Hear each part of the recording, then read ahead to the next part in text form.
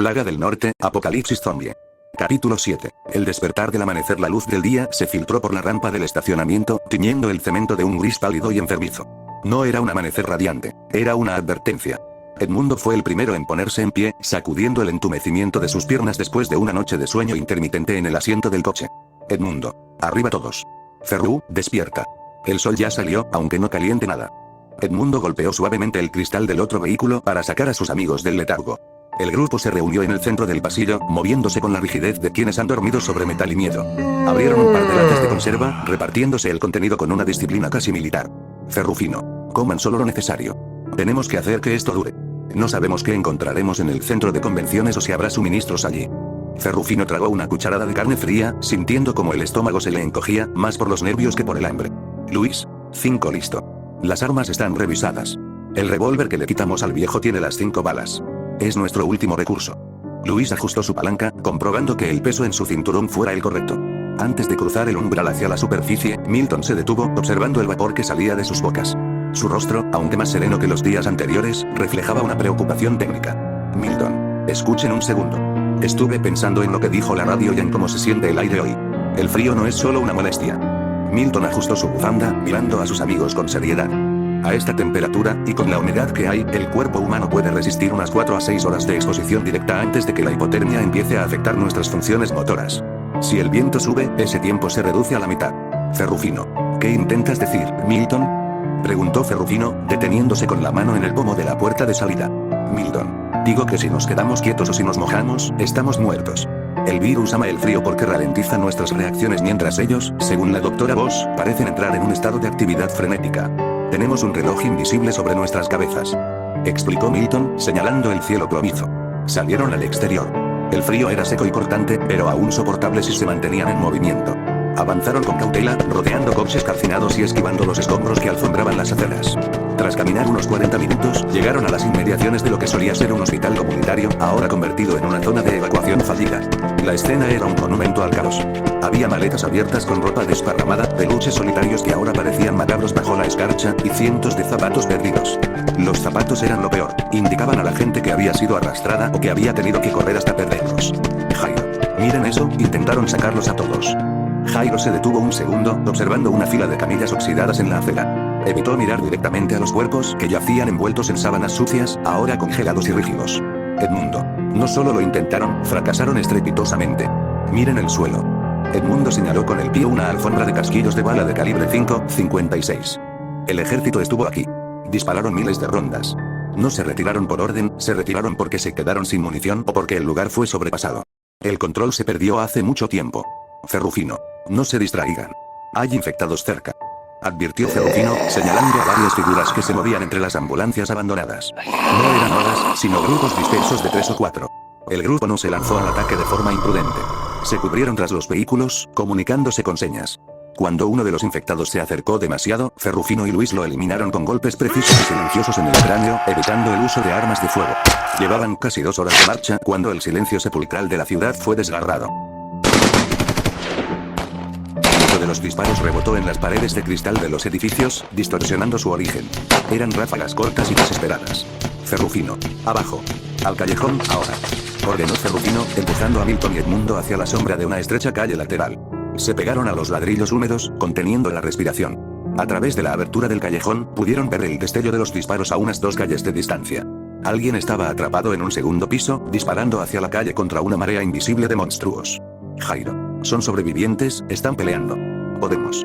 Jairo miró a Ferrufino, con el instinto de ayuda luchando contra la lógica de la supervivencia. Edmundo. No podemos, Jairo. Escucha el ritmo de los disparos. Se están quedando sin balas. Si vamos allá, solo atraeremos a los que dejen de prestarles atención a ellos para centrarse en nosotros. No tenemos tiempo para ser héroes. Edmundo habló con una frialdad necesaria, sus ojos fijos en el mapa que guardaba en su mente. Ferrufino. Edmundo tiene razón. El sistema de numeración, ahora. Aseguremos que estamos todos antes de seguir. 1. Susurró Ferrufino, iniciando el código para retomar el control del grupo. Jairo. 2. Respondió Jairo con una mueca de dolor, dándole la espalda a los disparos. Edmundo. 3. Milton. 4, Luis, 5. Continuaron avanzando, ignorando los gritos distantes que finalmente fueron apagados por el rugido de los infectados. Cada paso les recordaba que en este nuevo mundo, la compasión era un lujo que no podían permitirse si querían llegar al centro de convenciones. El sol alcanzó su punto más alto, pero la temperatura no subió. El cielo se volvió de un gris más denso, y un viento ligero empezó a levantar el polvo y la nieve sucia de las calles. El cansancio empezaba a hacer mella, el peso de las mochilas y la tensión constante de vigilar cada esquina les pasaba factura. Luis, el tiempo vuela, Ferru. Llevamos horas fuera y el centro de convenciones todavía parece estar a kilómetros de distancia. Si no llegamos antes de que la luz empiece a bajar, el frío de Milton se volverá real. Advirtió Luis, mirando cómo las sombras empezaban a alargarse sutilmente entre los edificios. Ferrufino. Lo sé. Pero no podemos correr. Si corremos, hacemos ruido. Si hacemos ruido, morimos. Ferrufino se detuvo un momento para observar un letrero de calle.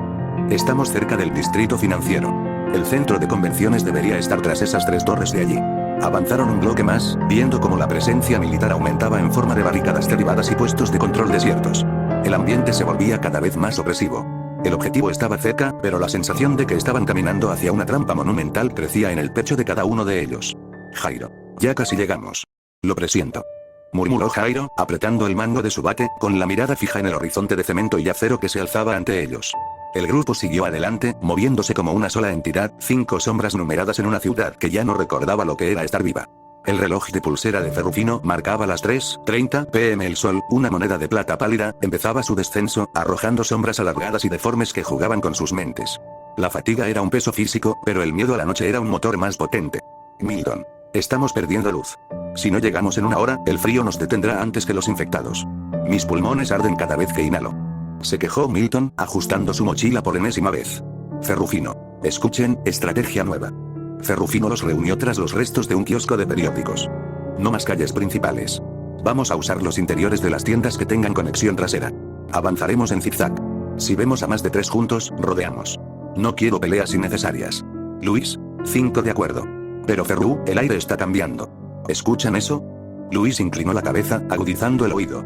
A lo lejos, el eco de ametralladoras pesadas, posiblemente calibres 50, retumbaba contra el hormigón. No eran disparos civiles. Era el ejército o una milicia organizada quemando munición a gran escala. Entre los disparos, se colaban gritos humanos, agudos y desgarradores, que se apagaban de forma abrupta. Al cruzar por el interior de una cafetería destrozada, se asomaron por el gran ventanal delantero. A solo 50 metros, una familia, un hombre, una mujer y 2 adolescentes, intentaba desesperadamente subir a la parte superior de un camión de reparto. El hombre golpeaba con un tubo de metal a un infectado, pero 3 más salieron de un callejón lateral con una velocidad inhumana. Jairo. Maldita sea. Podemos llegar. Están justo ahí. Jairo dio un paso hacia la puerta, con el bate temblando en su mano. Edmundo. Sujetándolo del brazo con fuerza. Míralos, Jairo. Míralos bien. Les hizo Edmundo. Vieron como la mujer era derribada. Los infectados no se detenían a comer, la mordían en el cuello y el hombro, y pasaban de inmediato al siguiente objetivo con una psicosis frenética. En cuestión de segundos, el hombre también fue derribado. Los gritos de los adolescentes se transformaron en gorgoteos de sangre. Ferrufino. Si salimos, nos uniremos a ellos. No somos invulnerables. Esos monstruos se mueven más rápido que nosotros en este frío. Ferrufino sentía la rabia quemándole la garganta, la impotencia de ver a gente inocente morir, pero su prioridad eran sus hermanos. Pase de lista silencioso. 1. Jairo. 2. Respondió Jairo con una voz quebrada por el odio y la culpa. Edmundo. 3. Milton. 4. Luis. 5. Vieron como los cuerpos de la familia empezaban a convulsionar apenas minutos después de los ataques. El virus era agresivo, eficiente. El grupo retrocedió hacia la sombra, dejando atrás la carnicería. No pudieron evitar el conflicto para siempre. Al salir por la parte trasera de un callejón, 3 infectados, antiguos trabajadores de construcción, a juzgar por sus chalecos naranja, les cortaron el paso. Estaban a menos de 3 metros. Ferrufino. No hay vuelta atrás. A las cabezas. Rugió Ferrufino. Lanzó su hacha con un movimiento descendente que partió el cráneo del primer infectado, salpicando sangre negra y espesa sobre su parca. Jairo no esperó. Cargó con toda la inercia de su rabia acumulada, estrellando el bate contra la mandíbula del segundo, enviándolo al suelo con el cuello roto. El tercero se abalanzó sobre Milton. Milton. ¡No! ¡Aléjate! Milton gritó, tropezando hacia atrás. Luis fue más rápido. Usó el extremo curvo de su palanca para enganchar al infectado por la boca y tirarlo hacia atrás, permitiendo que Edmundo se acercara y le clavara un cuchillo de supervivencia directamente en el ojo, atravesando el cerebro. El silencio volvió al callejón, solo interrumpido por sus respiraciones agitadas que formaban nubes de vapor blanco. Edmundo. Estamos perdiendo el sigilo. La sangre fresca los atraerá. advirtió Edmundo, limpiando su cuchillo con un trozo de cartón. Siguieron avanzando, cruzando una zona de obras cuando se detuvieron en seco. Desde el segundo piso de una estructura de acero, miraron hacia abajo. Una horda masiva, quizás miles, llenaba la avenida principal que conectaba directamente con el centro de convenciones. Era un mar de cabezas pálidas y espaldas encorvadas que se movían en una sola dirección, emitiendo un zumbido de gruñidos que vibraba en el pecho de los protagonistas. Milton, ¿cómo vamos a cruzar eso? Son demasiados, si uno solo nos huele, se acabó. Susurró Milton, escondiendo la cabeza tras una viga. Ferrufino, no vamos a cruzarla. Vamos a esperar a que pasen. El tiempo avanza, pero no podemos ser estúpidos. Ferrufino miró su reloj. Las 4:45 p.m. El cielo se estaba volviendo naranja oscuro, el color de la advertencia. Pasaron 20 minutos agónicos ocultos, viendo cómo la marea de muerte pasaba lentamente. Escucharon ráfagas de ametralladora pesada de distancia, probablemente un helicóptero blindado intentando limpiar una zona cercana. El ruido de las armas de alto calibre hacía que los infectados de la calle se agitaran y aceleraran el paso. Edmundo, se están moviendo hacia los disparos. Es nuestra oportunidad, indicó Edmundo, señalando el mapa imaginario. Estamos a menos de 5 cuadras. Si corremos ahora, llegaremos antes de que la oscuridad sea total. Ferrufino, revisen sus armas. Sus protecciones. Esta es la última recta. No nos detenemos por nada ni por nadie. 1, 2, 3, 4, 5. Vamos. Ordenó Ferrufino. Salieron de su escondite, sus botas golpeando el suelo congelado, corriendo entre las sombras de los edificios, con el sonido de la guerra urbana de fondo y la esperanza pendiendo de un hilo. Doblaron la última esquina y el centro de convenciones Jacob Harris se alzó ante ellos, pero no era el faro de esperanza que Jairo había imaginado. El edificio era una mole de cristal roto y acero retorcido. Las imponentes puertas de vidrio estaban pulverizadas, y en la entrada, 2 camiones militares blindados estaban volcados, carbonizados. El suelo no se veía, estaba cubierto por una alfombra de casquillos de bala dorados y cientos de cuerpos que el frío había preservado en muecas de terror. Jairo. ¡No! ¡No, no, no! ¡Mamá! El grito de Jairo rasgó el silencio de la zona muerta. Corrió hacia el vestíbulo, tropezando con los restos de una barricada de sacos de arena. ¿Dónde están? Dijeron que este era el lugar. Jairo golpeó una columna de concreto con rabia, sus gritos resonando con un eco vacío y doloroso. Milton. Se acabó, el ejército fue sobrepasado. Miren las paredes, hay marcas de manos de sangre por todos lados. Milton se dejó caer de rodillas, con la mirada perdida en la carnicería. Ferrufino. Jairo, detente. Milton, levántate. Ferrufino lo sujetó por los hombros, sacudiéndolo. Si gritamos, vendrán por nosotros. Entremos, busquemos suministros o información. No podemos quedarnos aquí parados como blancos. Sentenció Ferrufino, recuperando el mando a pesar del nudo en su garganta. Entraron al vestíbulo. El olor a muerte era insoportable, un hedor metálico y rancio. Avanzaron entre los restos de un hospital de campaña improvisado. Pasaron por una zona de tiendas de souvenirs que el ejército había usado como puestos de mando. Edmundo. Aquí. En esta oficina de información turística. Señaló Edmundo, entrando a una tienda pequeña con los cristales intactos. Sobre un mostrador lleno de radios rotas y documentos desordenados, encontraron un mapa táctico de la ciudad y el estado, marcado con sellos oficiales del Ministerio de Salud. Edmundo. Miren los puntos. El centro de convenciones tiene una X roja, igual que los estadios y los parques. Edmundo deslizó el dedo por el mapa, su rostro ensombrecido por la lógica fría. Pero miren este. Señaló un punto en el extremo norte, en una zona boscosa y elevada a varios kilómetros de la ciudad. Ferrufino. PRZ-1, punto de rescate zona 1. No tiene marca de caída. Es una base de comunicaciones fortificada. Leyó Ferrufino, acercando la linterna al papel. Milton. Está a kilómetros de aquí, a pie, con este frío y esquivando hordas, tardaríamos todo el día de mañana y posiblemente parte de la noche. Si salimos al alba, llegaríamos exhaustos al anochecer. Calculó Milton, su mente técnica trabajando a pesar del miedo. Luis, no tenemos opción. Este lugar es una tumba. Quedarse aquí es esperar a que los infectados que deambulan por los pasillos nos encuentren. Luis observó la profundidad del edificio, donde se escuchaban gruñidos distantes. Jairo se acercó al mapa, secándose las lágrimas con el dorso de la mano. La desesperación se había transformado en una determinación gélida y peligrosa. Jairo, iremos. Si ella no está aquí, tiene que estar allá. No me importa cuánto tengamos que caminar o cuántos de esos bastardos tengamos que matar. Jairo miró a sus amigos, buscando la misma chispa de fuego en sus ojos. Ferrufino.